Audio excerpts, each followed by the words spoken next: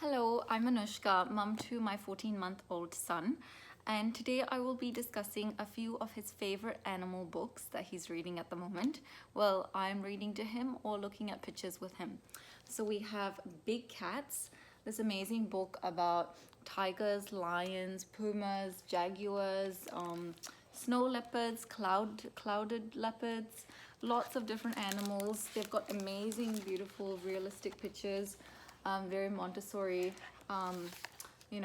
pictures and stuff in the book that you can have a look at. My son has really enjoyed reading this book and often chooses it as a bedtime story, which I'm not sure makes sense.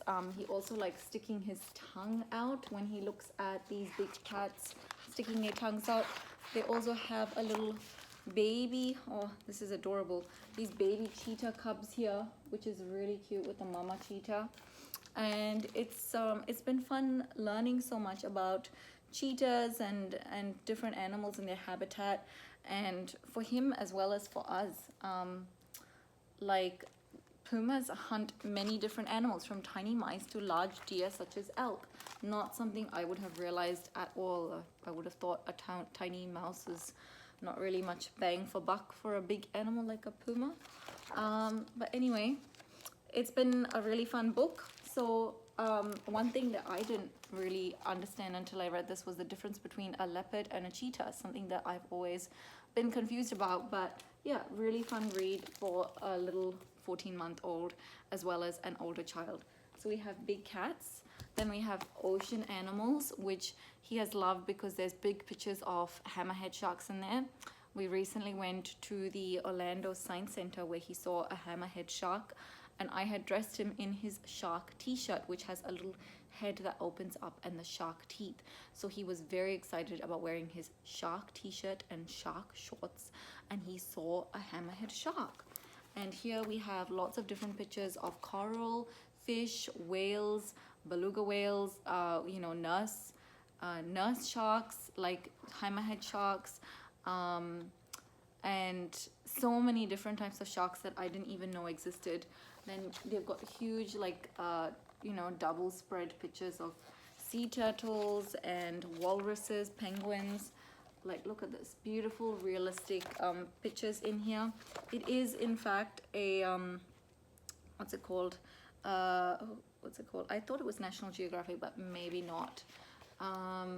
But nevertheless, it's been a great book. I love these pictures of manatees. We live not too far from springs that have manatees, so we're planning to take him soon so that he can see some manatees when the season comes around.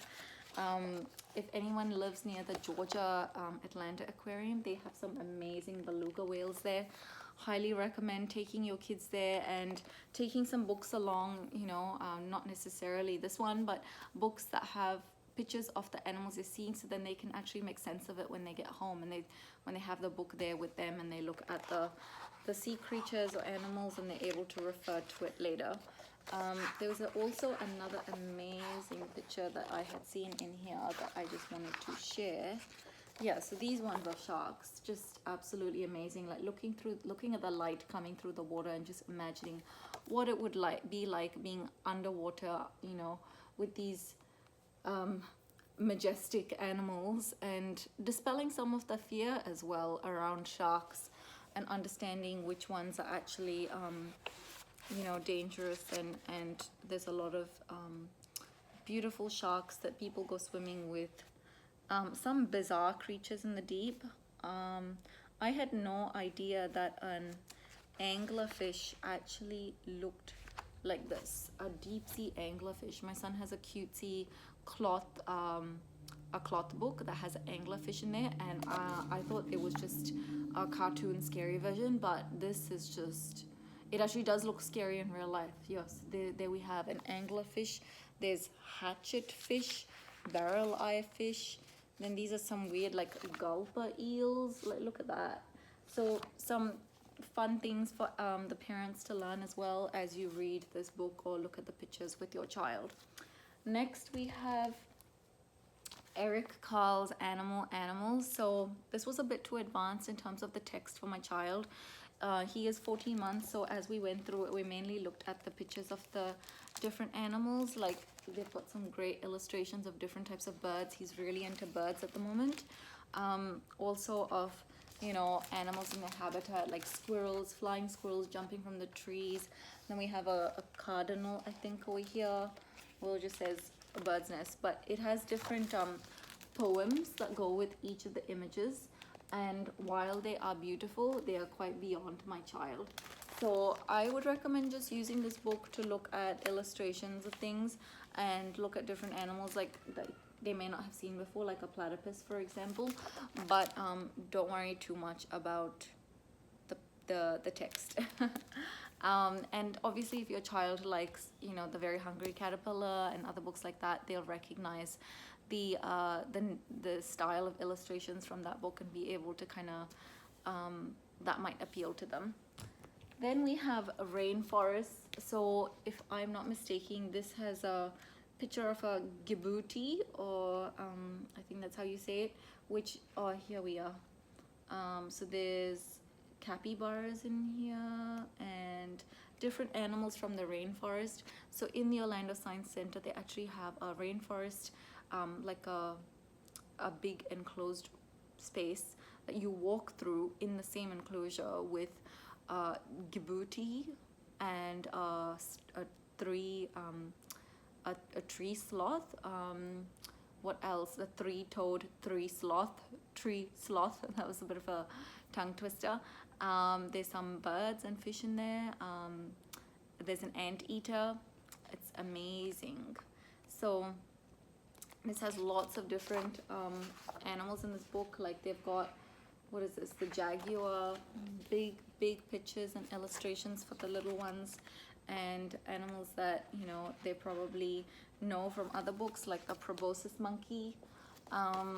Then we have, yes, these beautiful sloths. So after we got back from the Science Center, I actually showed him this book and photos of him with the sloth to show him this is what he saw today. So this was like a really nice book to use in conjunction with doing visits to places. We recently also went to the Reptile Discovery Center where he saw some snakes.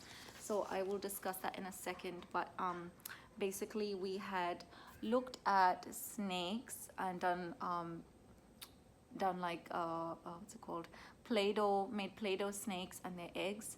And then the next day we went to the Science Center, and it was really cool for him to be able to touch these huge, massive snakes and hold them after he had just done a Play-Doh activity with me at home with them. So, and being able to link all of that.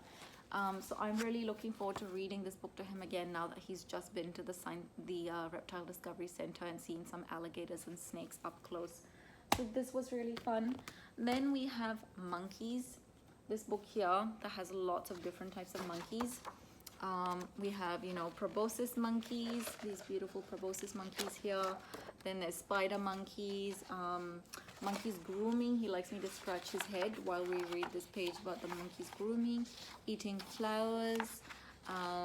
Then these little monkeys over here. Then they talk about the old world monkeys in Africa and new world monkeys in Asia, and different sized monkeys.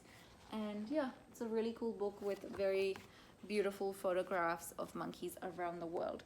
So these are some of the books that I wanted to talk about today. We also have another reptile book, which I will discuss in a separate video, which is a Ripley's Believe It or Not reptile book. All right, thanks so much. Bye.